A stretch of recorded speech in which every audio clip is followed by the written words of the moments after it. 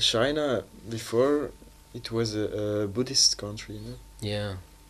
And then they became communists. Yeah. And that's also one of the reasons they tried to take over. Oh, they took over Tibet. Yeah.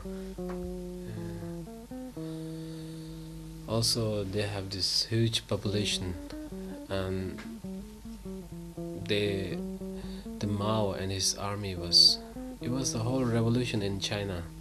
So everybody joined the new idea that Mao has, the Maoism or the communist. Yeah. So they destroyed many monasteries, and they kicked out all these Buddhist people in their own country. Mm. So that's how we have this now Taiwan as the real old Chinese, and they are against China now still, because they are still Chinese, but they are the people who are defeated by the new Chinese. Mm. So then they killed, and they did the worst like Tibetans that they did. So we know that if they can do such things for their own people, while we are nothing, for them. So it's very normal to be understandable. Mm. They did same thing. They destroyed their monasteries, all these Buddhist monasteries, all these statues that they have. They killed people like hell. Yeah.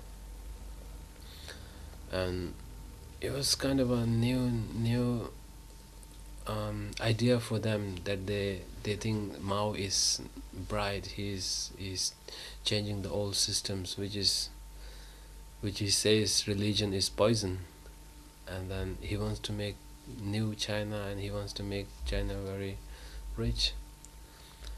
And now already many Chinese are realizing that it was not true.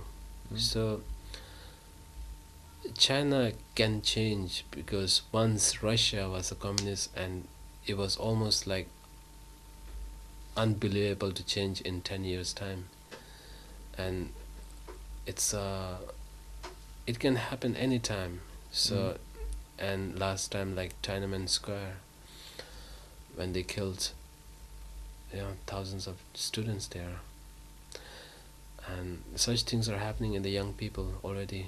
So there's still another things happening now. That same Tiananmen thing is happening among the young people. So if there is some change in the human the population among the Chinese, then there is some hope that Tibet can be free also, because the government has to change. And sometimes it doesn't take more than 10 years.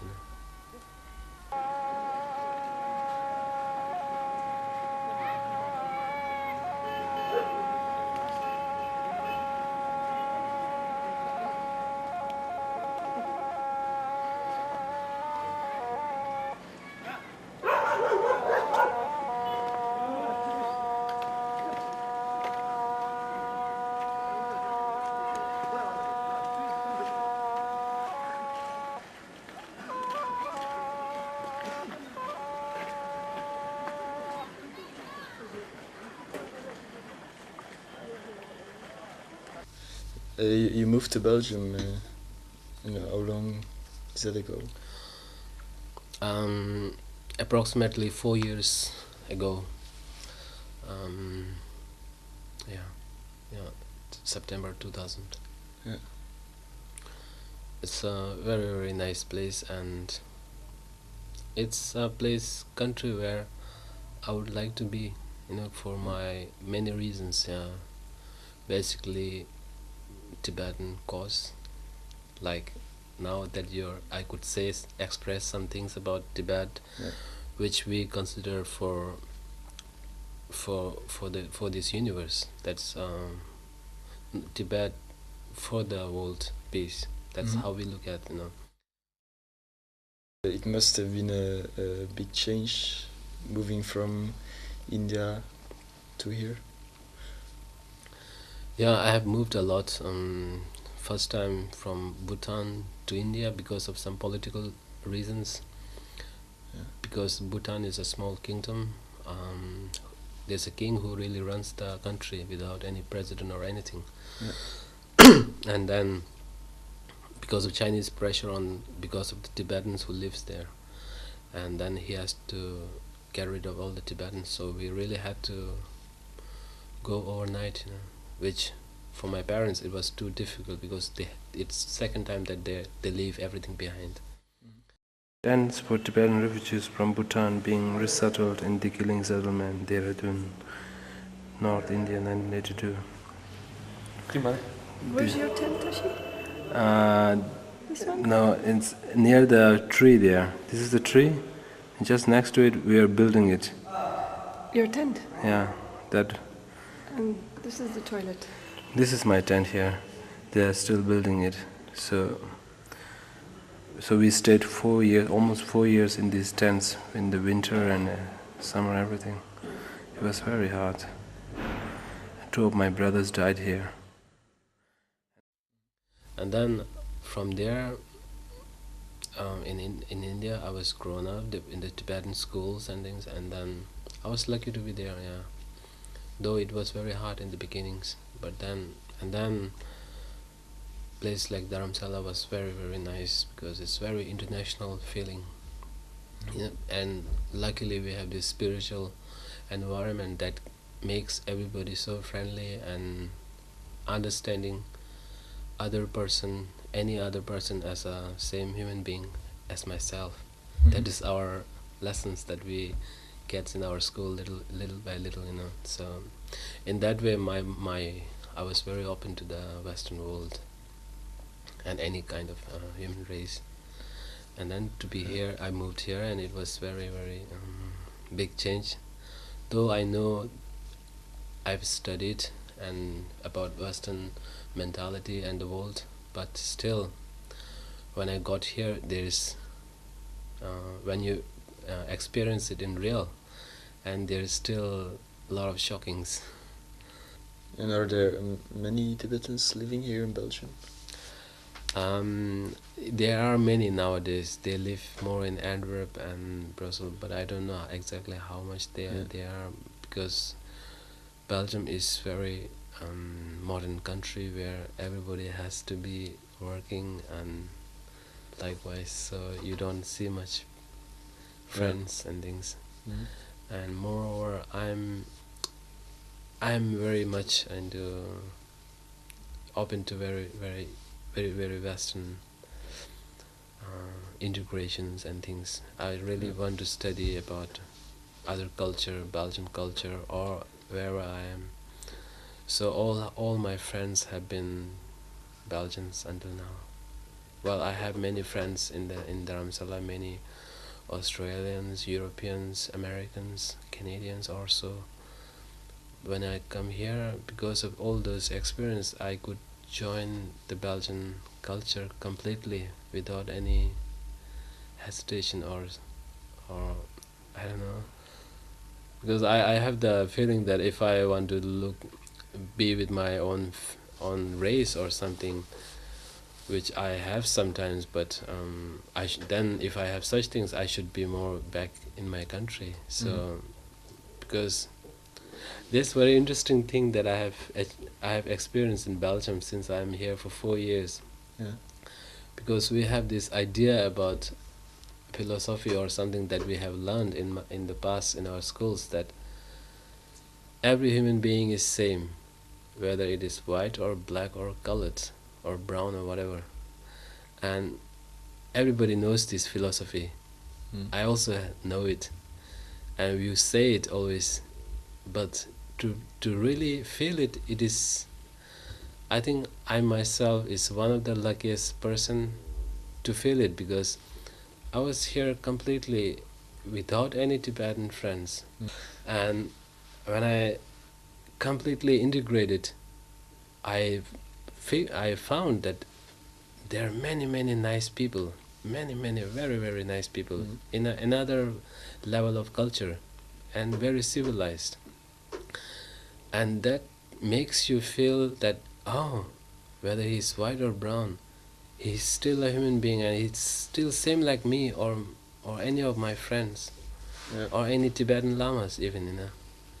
And Yeah. that really, when you feel it, then it's amazing when you have this kind of a experience. And Yeah. I really say that it's really nice to know this practically, you know, when you experience it. And I think to have that, I think someone has to work very hard. When I first came here, I go with some friends, and then the rest of the 10 people there in that house or in a little group party, they're all speaking French or Netherlands, which I don't understand completely nothing. Mm. But I'm being there and I'm thinking whatever I am, or sometimes no concentration in the group. Sometimes I just try to practice to stay there, and I'm happy because I don't also think much, because maybe I don't know how to think much also, because we don't think much in the East, you know. So somehow I was very happy, and my friends are very surprised to be there a whole day, and I could, for me it was more interesting how people react. I just watch. It's a different culture for me. It's all experience, new experience, even the food and apple mousse or whatever there is, you know. It's really sweet food which we don't have. We have salty foods, you know.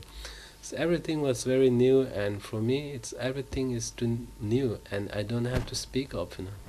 And later when I know little language about here and things, and when I know many good friends like you, I don't see any difference between a Tibetan guy or you, you know. Mm.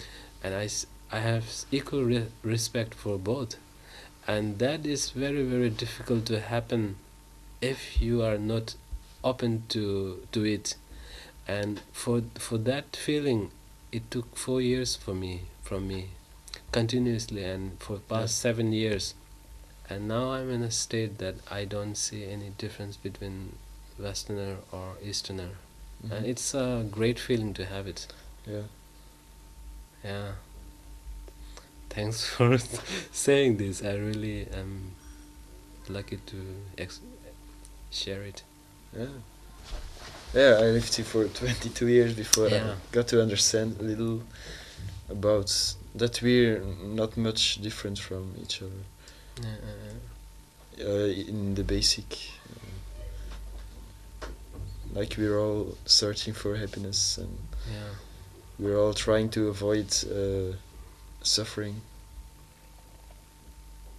or find a way to get over it. Yeah. Every human beings wants happiness, and then they don't want sufferings. Mm-hmm. And if we know that, even your enemies, that's how Dalai Lama and many Tibetan Lamas and many Tibetans, they also look at that way.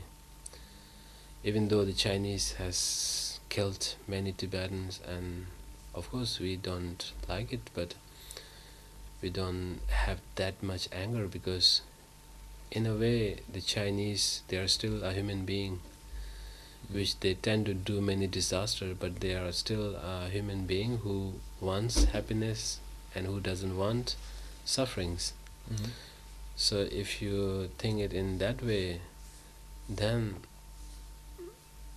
you don't see enemy as enemy, you know. Mm-hmm. More like it's a teacher to practice your patience and anger and everything. Yeah. Yeah.